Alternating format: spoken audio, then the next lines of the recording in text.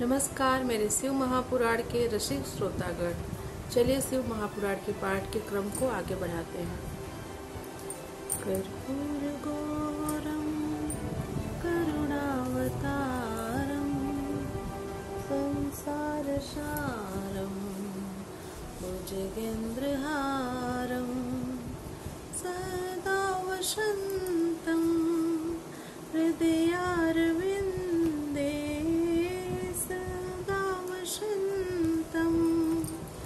हृदयारविंदे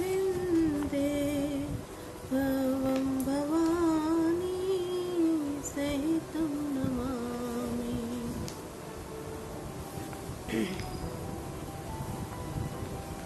तो आज हमारा विद्येश्वर संहिता शिव महापुराण में पाठ संख्या है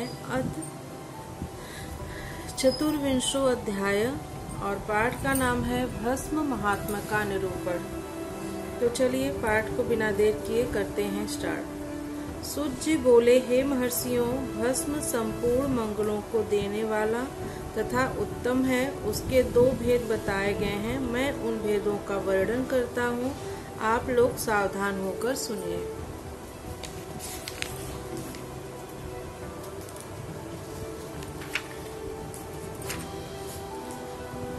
एक को महाभस्म जानना चाहिए और दूसरे को स्वल्प भस्म। महाभस्म के भी अनेक भेद हैं। वह 3 प्रकार का कहा गया है, श्रौत, स्मार्त और लौकिक। स्वल्प भस्म के भी बहुत से भेदों का वर्णन किया गया है। श्रौत और स्मार्त भस्म को केवल द्विजों के ही उपयोग में आने के योग्य कहा गया है। तीसरा जो लौकिक भस्म है वह अन्य लोगों के भी उपयोग में आ सकता है। श्रेष्ठ महर्षियों ने यह बताया है कि द्विजों को वैदिक मंत्र के उच्चारण पूर्वक भस्म धारण करना चाहिए। दूसरों लोगों के लिए बिना मंत्र के ही केवल धारण करने का विधान है। जले हुए गोबर से उत्पन्न होने वाला भस्म आग्नेय कहलाता है। हे महामुनि, वह भी त्रिपुंड का द्रव्य है, ऐसा कहा गया है। अग्निहोत्र से उत्पन्न हुए भस्म का भी मनीषी पुरुषों को संग्रह करना चाहिए। अन्य यज्ञ से प्रकट हुआ भस्म भी त्रिपुंड धारण के काम में आ सकता है। जाबालोपनिषद में आए हुए अग्नि इत्यादि 7 मंत्रों द्वारा जल मिश्रित भस्म से धूलन करना चाहिए। महर्षि जाबाली ने सभी वर्णों और आश्रमों के लिए मंत्र से या बिना मंत्र के भी आदर पूर्वक भस्म से त्रिपुंड लगाने की आवश्यकता बताई है। समस्त अंगों में सजल भस्म को मलना अथवा विभिन्न अंगों में तिरछा त्रिपुंड लगाना चाहिए। इन कार्यों को मोक्षार्थी पुरुष प्रमाद से भी न छोड़ें, ऐसा श्रुति का आदेश है। भगवान शिव और विष्णु ने भी तिर्यक त्रिपुंड धारण किया है। अन्य देवियों सहित भगवती उमा और लक्ष्मी देवी ने भी वाणी द्वारा इसकी प्रशंसा की है। ब्राह्मणों, क्षत्रियों, वैश्यों, शूद्रों, वर्ण संकरों तथा जाति भ्रष्ट पुरुषों ने भी उद्दूलन एवं त्रिपुंड के रूप में भस्म को धारण किया है। जो लोग श्रद्धा पूर्वक शरीर में भस्म का उद्दूलन, लेप तथा त्रिपुंड धारण करने का आचरण नहीं करते, उनमें वर्णाश्रम समन्वित सदाचार की कमी है। जिनके द्वारा श्रद्धा पूर्वक शरीर में भस्म लेप और त्रिपुंड धारण का आचरण नहीं किया जाता है, उनकी विनर मुक्ति करोड़ों जन्मों में भी संसार से संभव नहीं है। जो श्रद्धा पूर्वक शरीर में भस्म लेप और त्रिपुंड धारण का आचार पालन नहीं करते हैं, उन्हें 100 करोड़ कल्पों में भी शिव का ज्ञान प्राप्त नहीं हो सकता। जो श्रद्धा पूर्वक भस्म लेप तथा त्रिपुंड धारण नहीं करते हैं, वे महापातकों से युक्त हो जाते हैं, ऐसा शास्त्रों का निर्णय है। जो श्रद्धा पूर्वक भस्म लेपन और त्रिपुंड धारण नहीं करते हैं, उन लोगों का संपूर्ण आचरण विपरीत फल प्रदान करने वाला है। हे मुनियों, जो महापातकों से युक्त और समस्त प्राणियों से द्वेष करने वाले हैं, वे ही त्रिपुंड धारण तथा भस्मोद्दोलन से अत्यधिक द्वेष करते हैं। जो आत्मज्ञानी मनुष्य शिवाग्नि का कार्य करके त्रयायुषम जमदग्ने इस मंत्र से भस्म का मात्र स्पर्श ही कर लेता है, वह समस्त पापों से मुक्त हो जाता है। जो मनुष्य तीनों संध्या कालों में श्वेत भस्म के द्वारा त्रिपुंड धारण करता है, वह समस्त पापों से मुक्त होकर शिव सानिध्य का आनंद भोगता है। जो व्यक्ति श्वेत भस्म से अपने मस्तक पर त्रिपुंड धारण करता है वह अनादिभूत लोकों को प्राप्त कर अमर हो जाता है। बिना भस्मा स्नान किए खटचर ओम नमः शिवाय मंत्र का जप नहीं करना चाहिए। विधि पूर्वक भस्म से त्रिपुंड धारण करके ही इसका जप करना चाहिए। दयाहीन, अधम, महापापों से युक्त, उपायों से युक्त, मूर्ख अथवा पतित व्यक्ति भी जिस देश में नित्य भस्म धारण करते रहते हैं वह देश सदैव संपूर्ण तीर्थों और यज्ञों से परिपूर्ण ही रहता है। त्रिपुंड धारण करने वाला पापी जीव भी समस्त देवों और असुरों के द्वारा पूज्य है। यदि पुण्यात्मा त्रिपुंड से युक्त है तो उसके लिए कहना ही क्या। भस्म धारण करने वाला शिव ज्ञानी जिस देश में स्वेच्छा चला जाता है उस देश में समस्त तीर्थ आ जाते हैं। इस विषय में और अधिक क्या कहा जाए। विद्वानों को सदैव भस्म धारण करना चाहिए एवं लिंगार्चन करके खटचर मंत्र का जप करना चाहिए। देखिए, पंचाक्षर मंत्र है नमः शिवाय बस, और खटचर मंत्र है उसमें ओम जोड़ देंगे, ओम नमः शिवाय। एक 6 अक्षर का मंत्र है तो ये खटचर मंत्र है। बहुत लोग सटचर जो ख से खटकोड़ होता है, कई लोग उसका उच्चारण ख में भी करते हैं और श में भी होता है।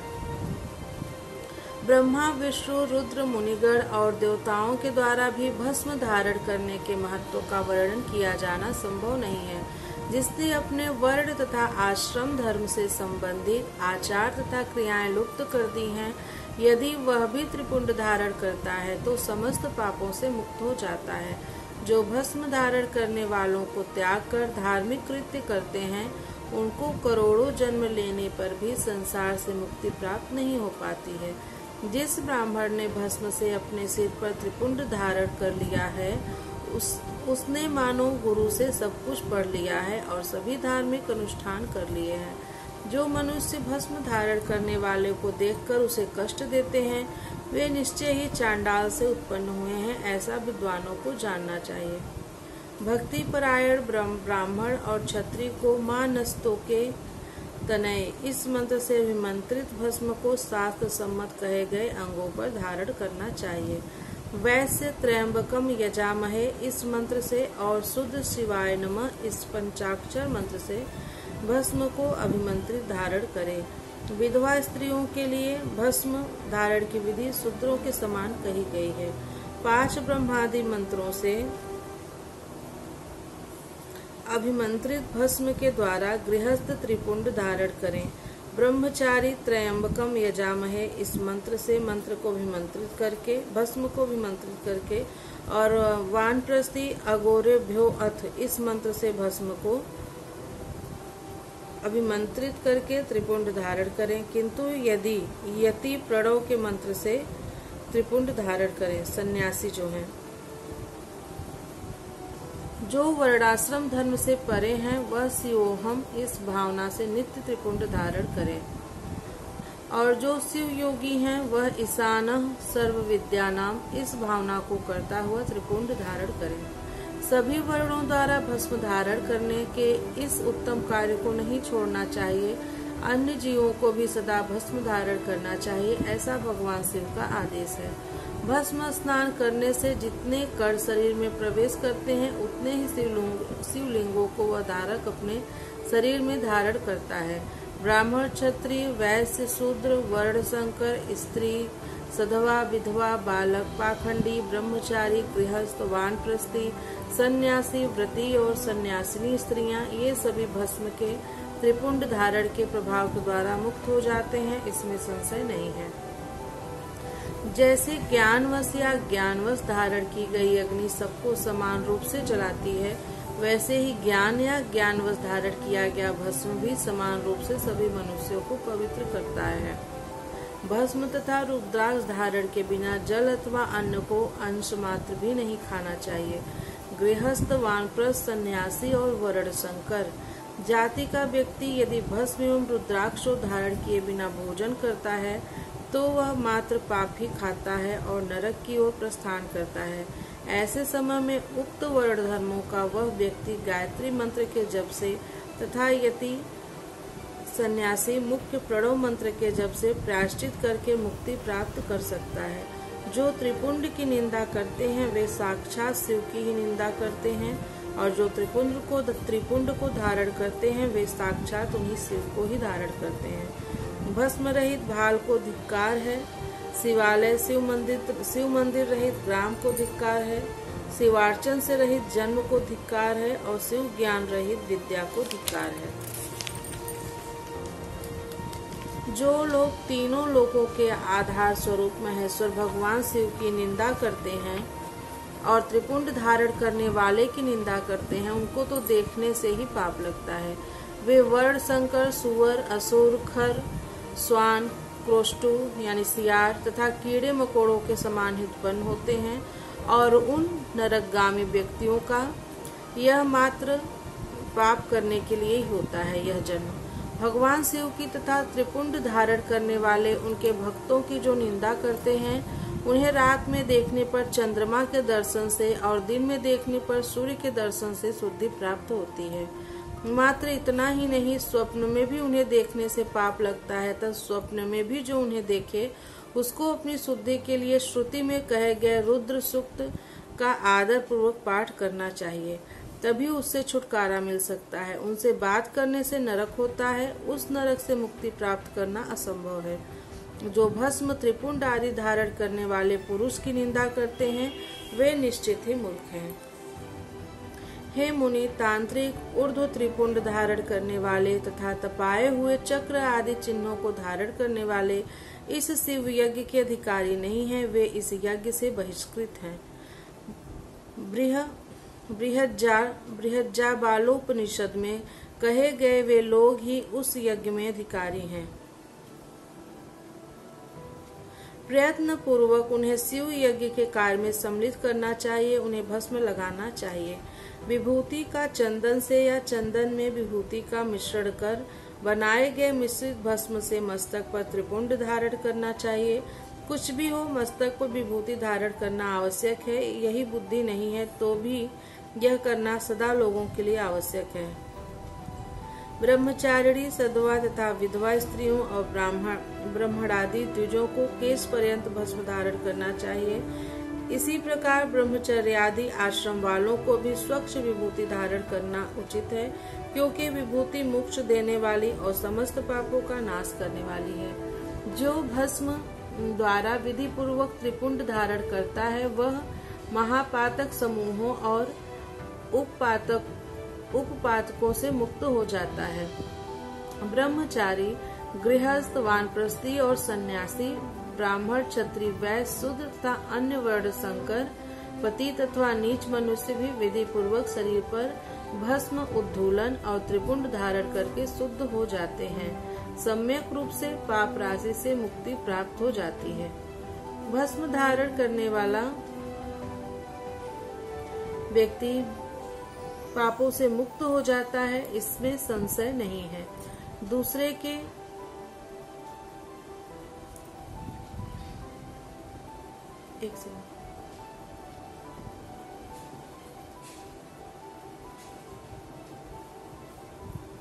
भगवान शिव के द्रव्य का अपहरण और जहाँ कहीं शिव की निंदा करने वाला तथा शिव के भक्तों की निंदा करने वाला व्यक्ति प्रायश्चित करने पर भी शुद्ध नहीं होता है। जिसने शरीर पर रुद्राक्ष और मस्तक पर त्रिपुंड धारण किया है, ऐसा मनुष्य यदि चांडाल भी है तो भी वह सभी वर्णों में श्रेष्ठम और समपूज्य है। जो मस्तक पर त्रिपुंड धारण करता है वह इस संसार में जितने भी तीर्थ हैं और गंगा आदि जितनी नदियां हैं उन सब में स्नान किए हुए के समान होता है। पंचाक्षर मंत्र से लेकर 7 करोड़ महामंत्र और अन्य करोड़ों मंत्र शिव कैवल्य को प्रदान करने वाले होते हैं। हे मुने, देवताओं के अन्य जो मंत्र हैं वे सभी सुखों को देने वाले हैं। जो त्रिपुंड धारण करता है उसके वश में वे सब मंत्र स्वतः ही हो जाते हैं। त्रिपुंड धारण करने वाला मनुष्य अपने वंश और गोत्र में हजारों में उत्पन्न हजारों पूर्वजों का और भविष्य में उत्पन्न होने वाली हजारों संतानों का उद्धार करता है। जो त्रिपुंड धारण करता है उसे इस लोक में रोग रहित दीर्घायु प्राप्त होती है और वह संपूर्ण भोगों का उपभोग करके जीवन के अंतिम समय में सुख पूर्वक ही मृत्यु को प्राप्त करता है। वह मृत्यु के पश्चात अणिमा महिमा आदि 8 ऐश्वर्यों और सद्गुणों से युक्त दिव्य शरीर वाले शिव को प्राप्त करता है और दिव्य लोक के देवों से सेवित दिव्य विमान पर चढ़कर शिव लोक को जाता है। वहां पर वह सभी विद्याधरों और महापराक्रमी गंधर्वों इंद्रादि लोकपालों के लोक में क्रमशः जाकर बहुत से भोगों का उपभोग करता हुआ प्रजापतियों के पदों तथा ब्रह्मा के पद पर आसीन होकर वहां सैकड़ों कन्याओं के साथ आनंदित होता है। वह उस लोक में ब्रह्मा की आयु के बराबर आयु को प्राप्त कर अनेक सुखों को भोग करके विष्णु लोक को जाता है और ब्रह्मा के 100 वर्षों तक सुखों का भोग प्राप्त करता है। तदंतर वह शिवलोक को जाकर इच्छानुकूल अक्षय कामनाओं को प्राप्त कर शिव का सानिध्य प्राप्त कर लेता है, इसमें संदेह नहीं है। सभी उपनिषदों के सार को बार बार सम्यक रूप से देखकर यही निर्णय लिया गया है कि त्रिपुंड धारण करना ही परम श्रेष्ठ है। जो ब्राह्मण विभूति की निंदा करता है वह ब्राह्मण नहीं है अपितु अन्य जाति का है और विभूति निंदा के कारण उसे चतुर्मुख ब्राह्मण की आयु सीमा तक नरक भोगना पड़ता है। श्राद्ध यज्ञ जप होम बलि वैश्वदेव और देव पूजन के समय जो पुतात्मा मनुष्य त्रिपुंड धारण करता है वह मृत्यु को भी जीत लेता है। मल त्याग करने पर जल स्नान किया जाता है। भस्म स्नान करने पर सदा पवित्रता आती है। मंत्र स्नान पाप का हरण करता है और ज्ञान रूपी जल में अवगाहन करने पर परम पद की प्राप्ति होती है। समस्त तीर्थों स्नान करने से जो पुण्य और फल प्राप्त होता है वह फल भस्म स्नान करने वाले को प्राप्त हो जाता है। भस्म स्नान ही परम श्रेष्ठ तीर्थ है जो प्रतिदिन गंगा तीर्थ स्नान के समान है। भस्म तो भस्म रूपी साक्षात शिव है जो त्रैलोक्य को पवित्र करने वाला है। बिना त्रिपुंड धारण किए हुए जो ब्राह्मण स्नान ध्यान दान आदि और जप आदि अनुष्ठान कर्म करता है वह न तो स्नान है न ध्यान है न दान है और न जप आदि अन्य अनुष्ठित कर्म ही है। वानप्रस्थ कन्या और दीक्षा रहित मनुष्यों को मध्याह्न के पूर्व ही जल से युक्त त्रिपुंड धारण करना चाहिए, किंतु मध्याह्न के पश्चात जल रहित भस्म से त्रिपुंड धारण करना उचित है। इस प्रकार श्रद्धा पूर्वक दृढ़ निश्चय वाला जो व्यक्ति नित्य त्रिपुंड धारण करता है उसे ही शिव भक्त जानना चाहिए। उसी को भुक्ति तथा मुक्ति भी पर्याप्त होती है। जिसके अंग पर प्रचुर पुण्य देने वाला एक भी रुद्राक्ष नहीं है वह त्रिपुंड से भी रहित है, उसका जन्म लेना व्यर्थ है। इस प्रकार मैंने संक्षेप से त्रिपुंड का महात्म्य बताया है। यह समस्त प्राणियों के लिए गोपनीय रहस्य है, अतः आपको भी इसे गुप्त ही रखना चाहिए। मुनिवरों, ललाट आदि सभी निर्दिष्ट स्थानों में जो भस्म से 3 तिरछी रेखाएं बनाई जाती हैं उन्हीं को विद्वानों ने त्रिपुंड कहा है। भौहों के मध्य भाग से लेकर जहाँ तक भौहों का अंत है उतना बड़ा त्रिपुंड ललाट में धारण करना चाहिए। मध्यमा और अनामिका उंगली से 2 रेखाएं करके बीच में अंगुष्ठ द्वारा प्रतिलोम भाव से की गई रेखा त्रिपुंड कहलाती है। अथवा बीच की 3 अंगुलियों से भस्म लेकर यत्न पूर्वक भक्ति भाव से ललाट में त्रिपुंड धारण करें। त्रिपुंड अत्यंत उत्तम तथा भोग और मोक्ष को देने वाला है। त्रिपुंड की 3 रेखाओं में से प्रत्येक के 9 देवता हैं जो सभी अंगों में स्थित हैं। मैं उनका परिचय देता हूँ, सावधान होकर सुनिए। हे मुनिवरों, प्रणव का प्रथम अक्षर अकार, ग्राह्यपत्य अग्नि, पृथ्वी, धर्म, रजोगुण, ऋग्वेद, क्रियाशक्ति, प्रातः सवन तथा महादेव, ये त्रिपुंड की प्रथम रेखा के 9 देवता हैं। यह बात शिव दीक्षा परायण पुरुषों को अच्छी तरह समझ लेना चाहिए। हे मुनि श्रेष्ठों, प्रणव का दूसरा अक्षर उकार, दक्षिणाग्नि, आकाश, सत्वगुण, यजुर्वेद, मध्यंदी सवन, मध्यदिन समन, इच्छा शक्ति, अंतरात्मा तथा महेश्वर। ये दूसरी रेखा के 9 देवता हैं। ऐसा शिव दीक्षित लोगों को जानना चाहिए। हे मुनिश्रेष्ठों, प्रणव का तीसरा अक्षर मकार, आवाहनीय अग्नि, परमात्मा, तमोगुण, धूलो, ज्ञान शक्ति, सामवेद, तृतीय सवन तथा शिव। ये तीसरी रेखा के 9 देवता हैं। ऐसा शिव दीक्षित भक्तों को जानना चाहिए। इस प्रकार स्थान देवताओं को उत्तम भक्ति भाव से नित्य नमस्कार करके स्नान आदि से शुद्ध हुआ पुरुष यदि त्रिपुंड धारण करे तो भोगों और मोक्ष को भी प्राप्त कर लेता है। हे मुनीश्वरों, ये संपूर्ण अंगों में स्थान देवता बताए गए हैं। अब उनसे संबंधित स्थान बताता हूँ, भक्ति पूर्वक सुनिए। 32, 16, 8 अथवा 5 स्थानों में मनुष्य त्रिपुंड का न्यास करे। मस्तक, ललाट, दोनों कान, दोनों नेत्र, दोनों नासिका, मुख, कंठ, दोनों हाथ, दोनों कोहनी, दोनों कलाई, हृदय, दोनों पार्श्वभाग, नाभि, दोनों अंडकोश, दोनों उरु, दोनों गुल्फ, दोनों घुटने, दोनों पिंडली और दोनों पैर। ये 32 उत्तम स्थान हैं।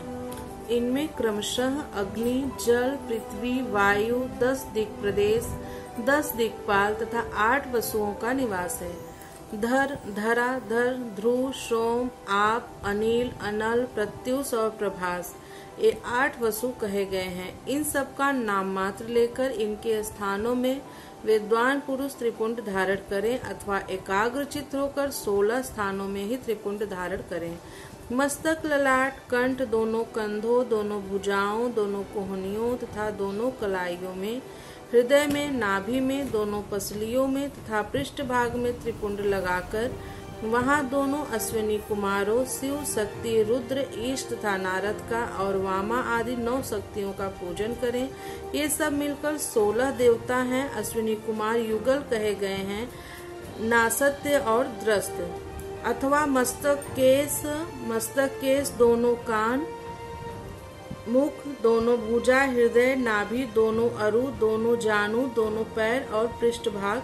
इन 16 स्थानों में 16 त्रिपुंड का न्यास करें। ये सब मिलकर 16 देवता हैं। अश्विनी कुमार युगल कहे गए हैं, नासत्य और द्रस्त।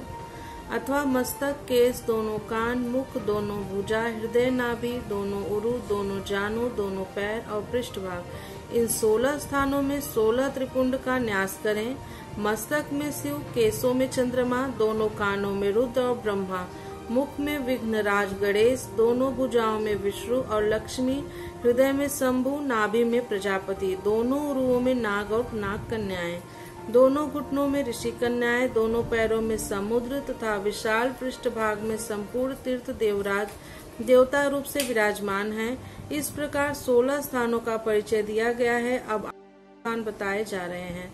गुह्य स्थान, ललाट, परम उत्तम कर्ण युगल, दोनों कंधे, हृदय और नाभि, ये 8 स्थान हैं। इनमें ब्रह्मा तथा सप्तर्षि ये 8 देवता बताए गए हैं। हे मुनीश्वरों, भस्म के स्थान को जानने वाले विद्वानों ने इस तरह 8 स्थानों का परिचय दिया है। अथवा मस्तक, दोनों भुजाएं, हृदय और नाभि, इन 5 स्थानों को भस्मवेत्ता पुरुषों ने भस्म धारण के योग्य बताया है। यथासंभव देश काल आदि की अपेक्षा रखते हुए उद्धूलन को अभिमंत्रित करना और जल में मिलाना आदि कार्य करें। यदि उद्धूलन में भी असमर्थ हो तो त्रिपुंड आदि लगाएं। त्रिनेत्रधारी, तीनों गुणों के आधार तथा तीनों देवताओं के जनक भगवान शिव का स्मरण करते हुए नमः शिवाय कहकर ललाट में त्रिपुंड लगाएं। ईशाभ्याम नमः ऐसा कहकर दोनों पार्श्व भागों में त्रिपुंड धारण करें। बीजाभ्याम नमः यह बोलकर दोनों प्रकोष्ठों में भस्म लगाएं। पितृभ्याम नमः कहकर नीचे के अंगों में, उमेशाभ्याम नमः कहकर ऊपर के अंग में तथा भीमाय नमः कहकर पीठ में और सिर के पिछले भाग में त्रिपुंड लगाना चाहिए। इस प्रकार से शिव महापुराण के प्रथम विद्येश्वर संहिता के साध्य साधन खंड में भस्म धारण वर्णन नामक 24वां अध्याय पूर्ण हुआ। प्रियम शंकरम सर्वनाथम नमामि। हर हर महादेव। मिलती हूँ अगली कथा में।